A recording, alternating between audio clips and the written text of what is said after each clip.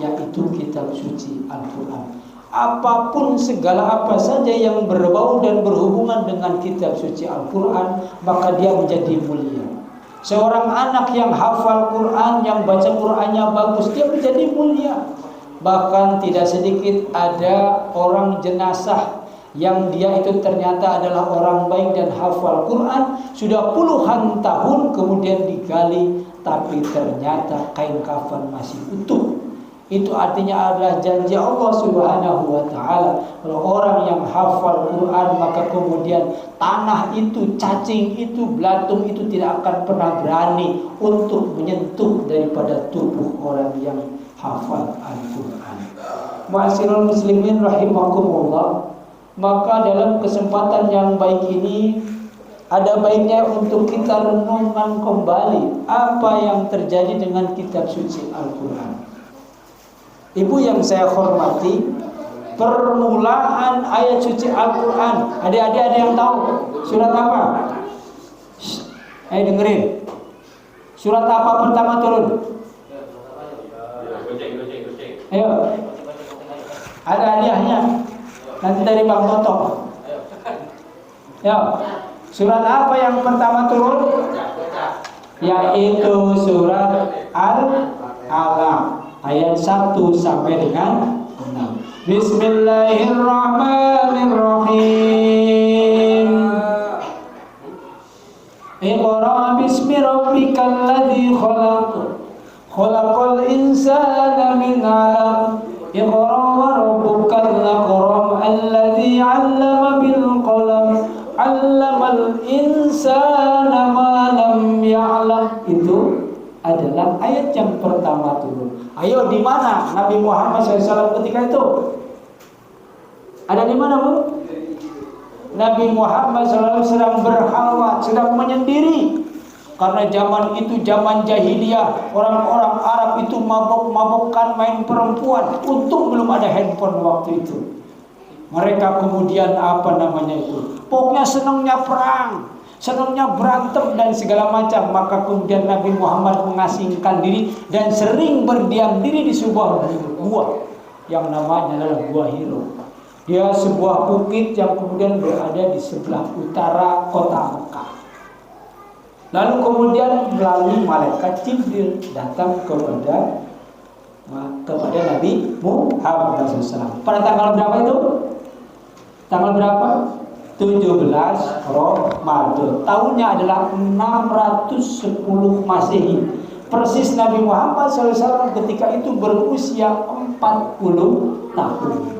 Ini menunjukkan sebuah tanda bahwa awal perjuangan Rasulullah SAW untuk menyebarkan Islam di tanah Arab. Apa dasar yang melatar belakangi kemudian kita memperingati peringatan daripada nuzulul Quran? Ada yang tahu nuzulul Quran artinya apa? Nuzulu itu artinya adalah turun. Al-Quran berarti Al-Quran, yaitu waktu atau malam diturunkannya Al-Quran. Berbeda dengan Lailatul Qadar, berbeda ya.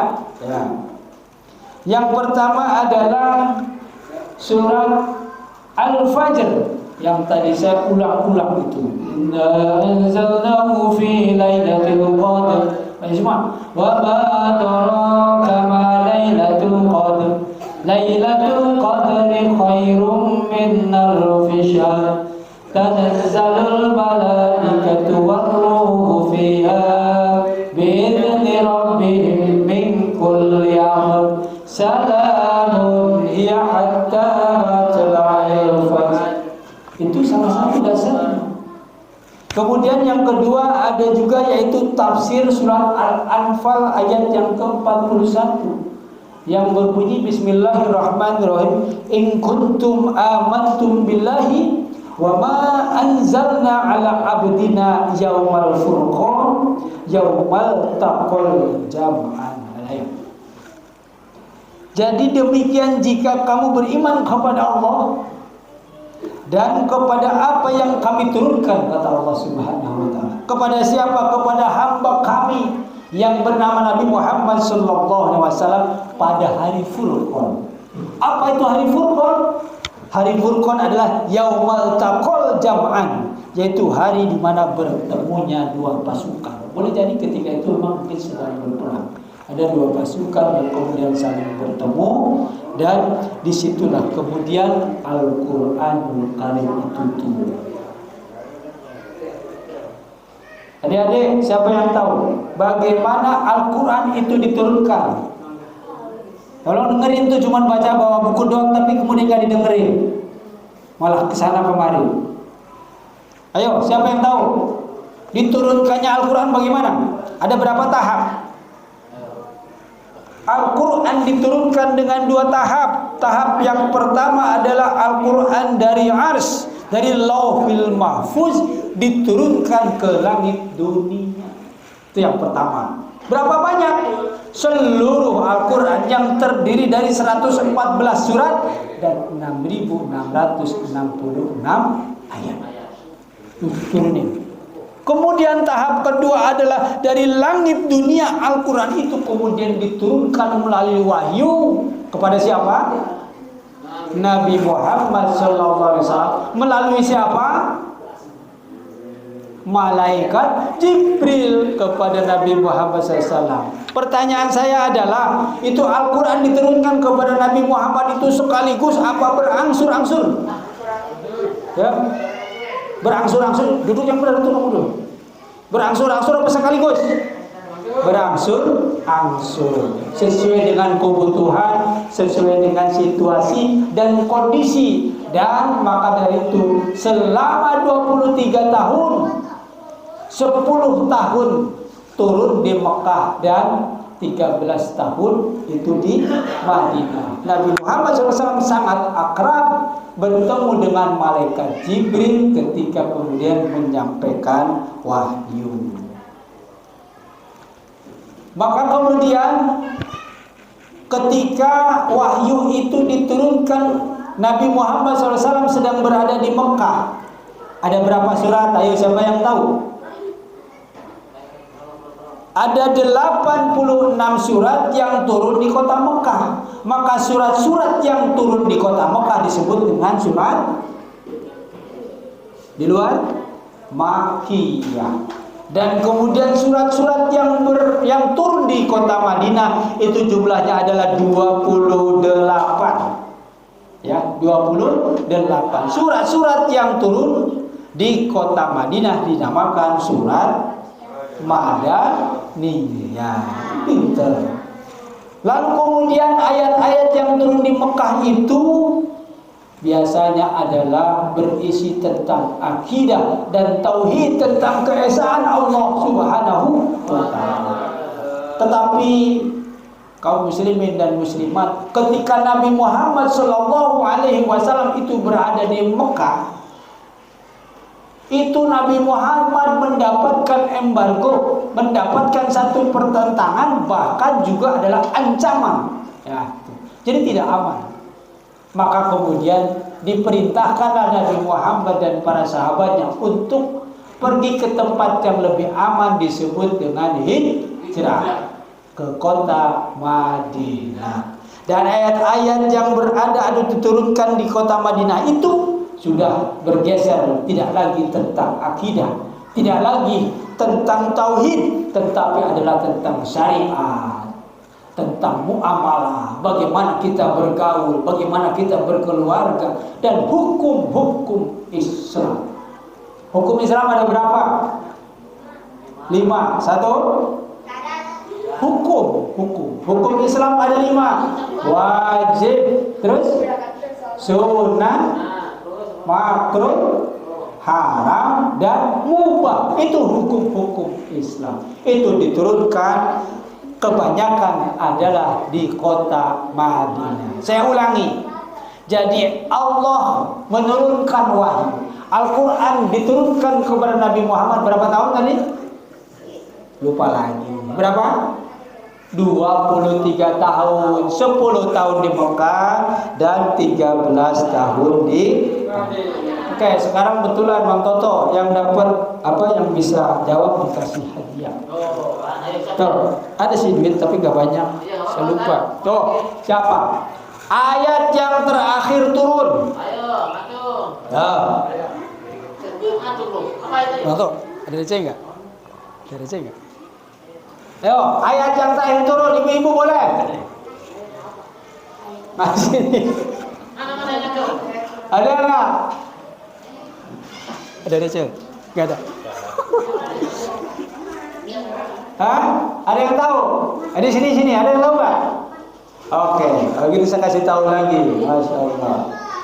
Ayat yang terakhir turun itu adalah bukan Qul a'udzu birabbil nas ya. Bukan Al-Fatihah juga bukan. Tapi ayat yang terakhir turun adalah Al-Maidah ayat 3 yang potongannya berbunyi Bismillahirrahmanirrahim. Allah Al-yawma akmaltu lakum dinakum wa atmamtu alaikum ni'mati wa raditu lakumul Islam madina. Telah pada hari ini telah aku sempurnakan kepada kamu agama kamu, dan telah aku sempurnakan kepada kamu nikmatku, gitu kata Allah. Wa raditu lakum, dan kemudian Allah telah ridho kepada kamu sekalian Muhammad al-Islam Madinah, Islam sebagai agamanya. Jadi secara tidak langsung adalah bahwa agama yang sah yang diterima oleh Allah Subhanahu wa taala bukan yang lain kecuali adalah agama Islam. Tuh. Kapan dia turun? Jadi Al-Maidah ayat 3 itu turun pada hari Jumat ba'da asar, dan turunnya di Padang Arafah. Bu Haji pasti tahu Padang Arafah itu tempat orang haji wukuf di situ. Itu turun di situ pada saat musim haji yang terakhir. Itu artinya adalah Allah sudah mengatakan sempurna Al-Quran itu yang terdiri dari berapa? Ayo, Al-Quran terdiri dari berapa? Dari nih? Ayo, ini kasih hadiah. Ayo, terdiri dari berapa aja? Ayo, bisa? Berapa juz? 30. Berapa surat? 114. 80. Berapa? 86 di Mekah, dan kemudian 28 di Madinah. Dan berapa ayat? 6.666. Kalau nggak percaya, hitung aja sendiri. Ya, itu. Kemudian sekarang bagaimana pembukuan Al-Quran? Jadi ketika Al-Quran itu turun kepada Nabi Muhammad, langsung jadi kitab apa tidak? Tidak jadi kitab, berserakan di mana-mana. Karena ketika kemudian Nabi Muhammad mendapatkan wahyu, Nabi Muhammad tidak mungkin tidak lupa, dia pasti hafal. Terus kemudian sebagian lagi kemudian ditulis di beberapa tempat. Ada yang di pelepah kurma, ada yang di daun lontar, ada di lempengan batu, dan bahkan juga ada di tempat-tempat yang lain. Ya, kulit-kulit binatang yang sudah disamak dan segala macam. Berantakan di mana-mana, betul apa tidak? Itu. Lalu kemudian selepas Nabi Muhammad SAW meninggal dunia pada tahun 632 Masehi, persis Nabi Muhammad meninggal umur berapa? 63 tahun. Khalifah Islam kemudian diserahkan kepada sahabat yang pertama. Siapa namanya? Sahabat ada berapa? Sahabat ada 4. Khulafaur Rasyidin yang pertama itu Bang Toto tadi sebut. Ya, Al-Khalifatul awal atau ula Abu Bakar Siddiq. Yang kedua kemudian Umar bin Khattab. Yang ketiga Utsman bin Affan. Yang keempat Ali bin Abi Thalib. Tapi sayangnya ketika Nabi Muhammad SAW itu sudah meninggal, apa yang terjadi? Sering terjadi gejolak. Itu zamannya Abu Bakar Siddiq. Terjadi peperangan, terjadi begal, terjadi ekspansi atau penyerangan, bahkan pemberontakan itu terjadi, yang mengakibatkan para penghafal Quran itu banyak yang wafat, banyak yang meninggal dunia. Pusing itu Abu Bakar Siddiq.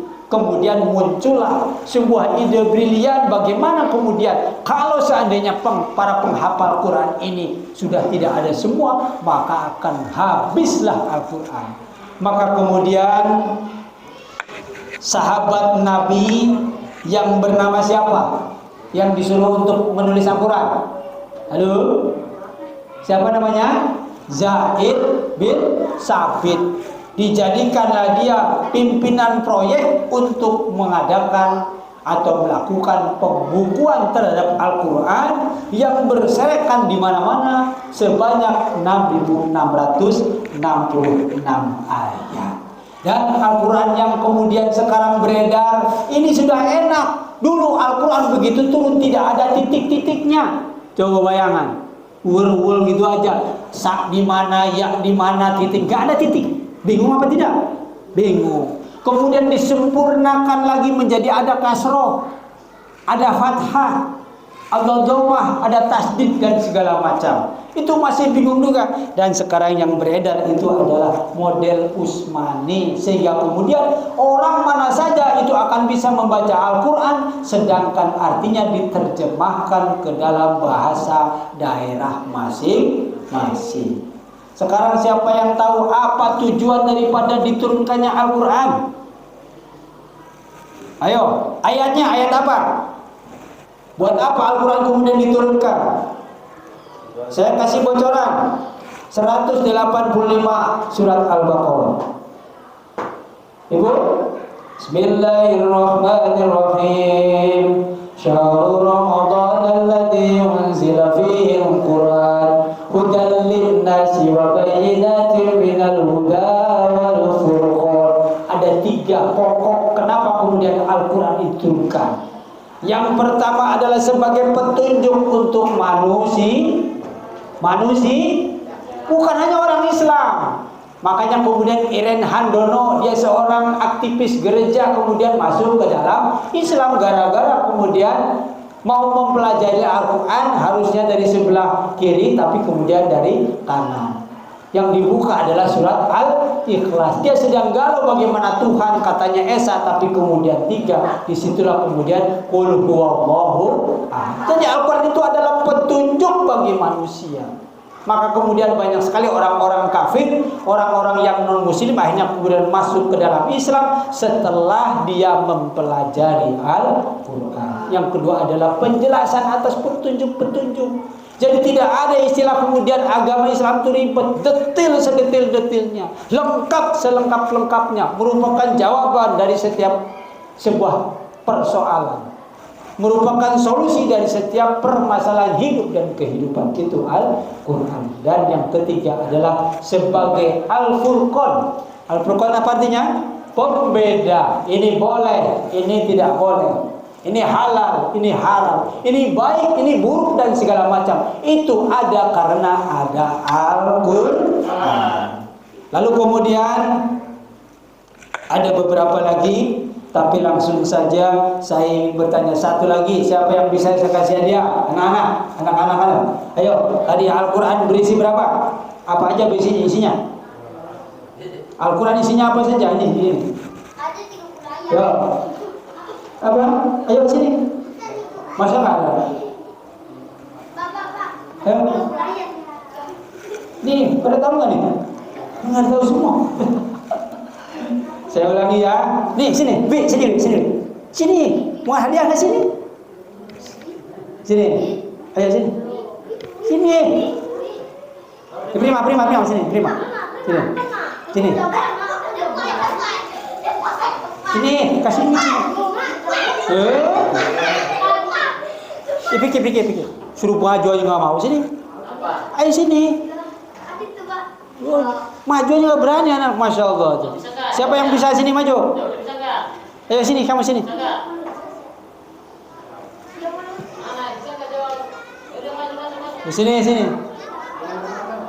Iya jawab. Oh, tuh, Bu Haji, mentalnya anak-anak sini luar biasa. Oke, saya ulangi, Al-Quran terdiri dari 30 juz, 114 surat dan 6.666 ayat. Siapa yang sudah khatam Al-Quran bulan ini?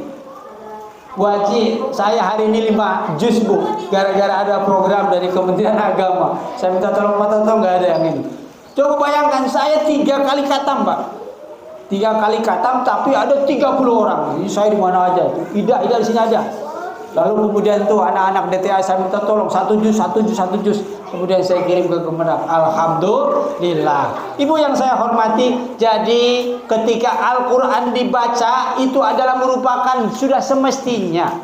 Ya, kalau kita beriman kepada kitab suci Allah, tapi kemudian kita tidak bisa membaca, bagaimana? Bohong itu namanya. Ciri daripada kita beriman kepada kitab Al-Quran, satu adalah kita bisa membaca Al-Quran. Yang kedua, kita mengerti artinya. Dan yang ketiga adalah kita mengamalkan dari Al-Quran di dalam kehidupan sehari-hari.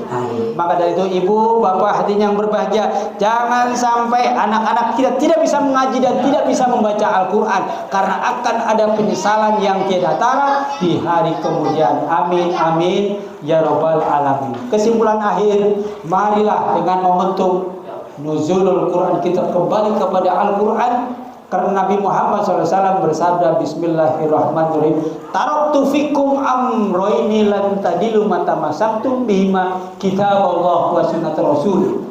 Telah aku tinggalkan 2 perkara, kata Nabi, di mana siapa saja yang kemudian berpegang teguh kepada keduanya, dia tidak akan pernah celaka seumur hidup. Apa itu? Al-Quran dan hadis Nabi Muhammad Sallallahu Alaihi Wasallam. Mudah-mudahan ada manfaatnya. Wallahul muwaffiq ila aqwamit thoriq. Wassalamualaikum warahmatullahi wabarakatuh.